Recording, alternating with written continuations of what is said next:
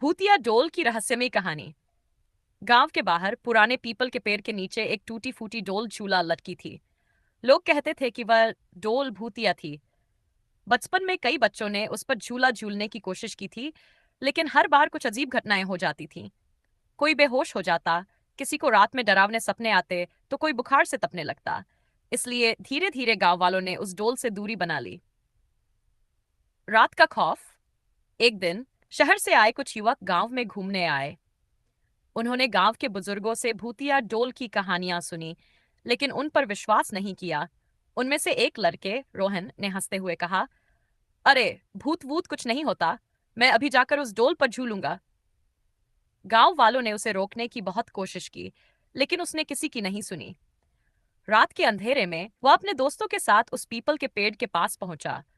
हवा धीरे धीरे तेज होने लगी थी। रोहन ने हिम्मत दिखाते हुए डोल पर बैठकर झूला झूलना शुरू कर दिया।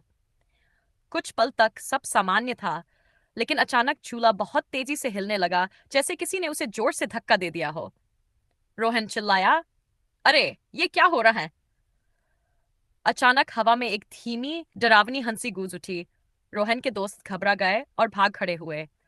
रोहन के चारों ओर सफेद धुंध बनने लगी और उसके कानों में एक अजीब सी फुसफुसाहट सुनाई दी। तूने मेरी डोल को छूने की हिम्मत कैसे की? तभी एक परछाई उसकी ओर बढ़ी और डोल अचानक जोर से झूलने लगी। रोहन की चीखें सुनकर गांव के कुछ लोग वहां पहुंचे, लेकिन जैसे ही वे पास आए, डोल खुद ब खुद रुक गई। रोहन जमीन पर बेहोश पड़ा था। भूत की सच्चाई। गांव के बुजुर्गों ने बताया कि वर्षों पहले एक छोटी लड़की माया इस झूले पर खेल रही थी, जब एक हादसे में उसकी जान चली गई। तब से उसकी आत्मा इस झूले से जुड़ी हुई थी। जो भी इस पर झूलता, उसे वह सजा देती।